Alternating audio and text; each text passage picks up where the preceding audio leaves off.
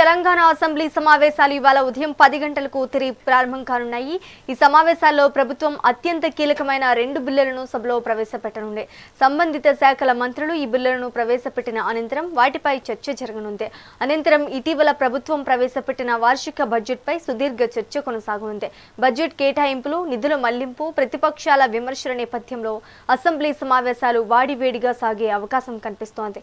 సభలో ప్రభుత్వం బిల్లులను ఆమోదింపజేసుకుంటంతో పాటు బడ్జెట్పై సభ్యులు లేవనెత్తే ప్రశ్నలకు మంత్రులు సమాధానం ఇవ్వనున్నారు.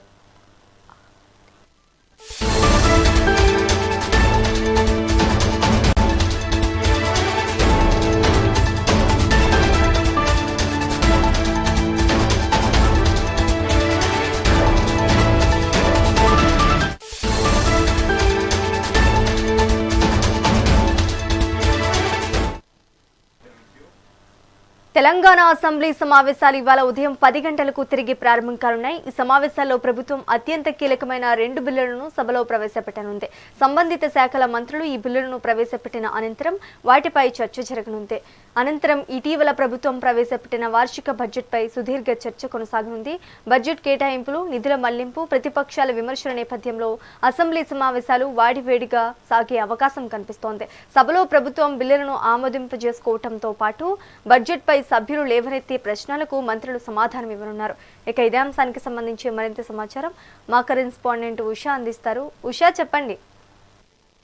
శ్రీజ, 2026-27 బడ్జెట్ కి సంబంధించి ఈ రోజు సుదీర్ఘంగా అయితే బడ్జెట్ కి సంబంధించి సుదీర్ఘంగా అయితే చర్చకు వచ్చే అవకాశం ఉంది. అటు ప్రధాన ప్రతిపక్షంగా ఉన్నటువంటి బీఆర్ఎస్, అటు బీజేపీ, రెండు ప్రధాన ప్రతిపక్షాలు రెండు కూడా బడ్జెట్ కి సంబంధించి బడ్జెట్ లో ఉన్నటువంటి లొసుగులు ఏవైతే ఉన్నాయో వాటన్నిటికి సంబంధించి చర్చించే అవకాశం ఉన్నట్టుగా అయితే తెలుస్తుంది. ఇప్పటికే పెండింగ్ లో ఉన్నటువంటి బకాయిలకి సంబంధించి బాకీ కార్డు రూపంలో బీఆర్ఎస్ పార్టీ ప్లకార్డుల రూపంలో ఇప్పటికే 6 గ్యారెంటీలకి సంబంధించి ప్రభుత్వాన్ని నిలదీస్తోంది. మరోవైపు చూసుకున్నట్టయితే ఈ రోజు అత్యంత కీలకమైనటువంటి 2 బిల్లులకి సంబంధించి కూడా ఆయా శాఖల మంత్రులు ఈ రోజు 2 బిల్లులను ప్రవేశపెట్టబోతున్నారు. ఈ 2 బిల్లులకి సంబంధించి కూడా చాలా శాఖల మంత్రులతో ఆమోదయోగ్యం పొందిన తర్వాత స్పీకర్ దాన్ని ధృవీకరించే అవకాశం ఉన్నట్టుగా అయితే తెలుస్తుంది. మొత్తం మీద 10 గంటలకు ప్రారంభం అవుతున్నటువంటి 4వ సెషన్ ఏదైతే ఉందో బడ్జెట్ సమావేశాలు 4వ సెషన్ కి సంబంధించి దాదాపుగా కూడా ఈ రోజు బడ్జెట్ మీద సుదీర్ఘంగా కూడా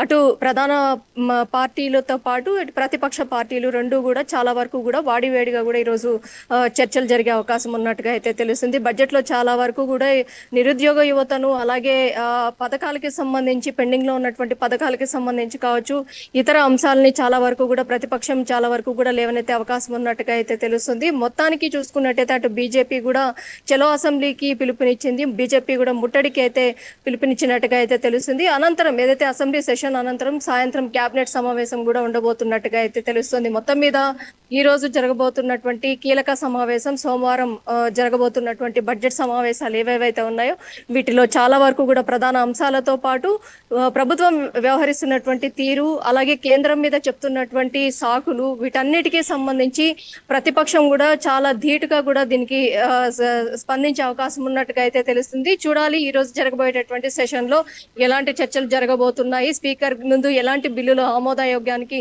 నోచుకోనున్నాయి, అలాగే 2 బిల్లులకి సంబంధించి కీలకమైనటువంటి బిల్లులని ఎగ్జాక్ట్ 10-11 గంటలకి బిల్లుని ప్రవేశపెట్టే అవకాశం ఉన్నట్టుగా అయితే తెలుస్తుంది. Sreeja, thank you for the update Usha.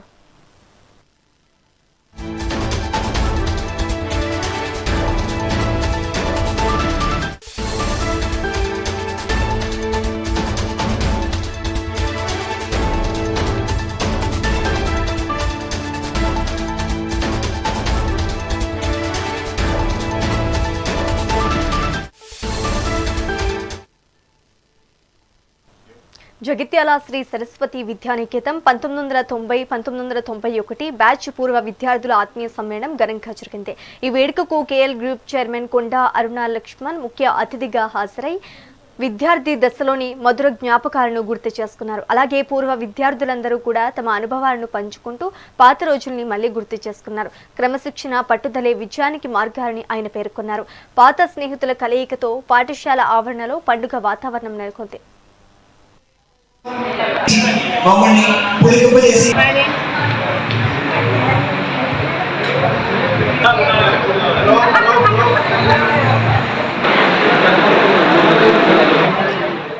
నాకు తెలిసి ఆ రోజులో వైశ్వీయం ఒక వైశ్వీయం బహుజన నాయకులు ఎదగాలని ఆయన ప్రయత్నము కనుక ఆయన గవర్నర్గా గెలిపించుకున్నారు.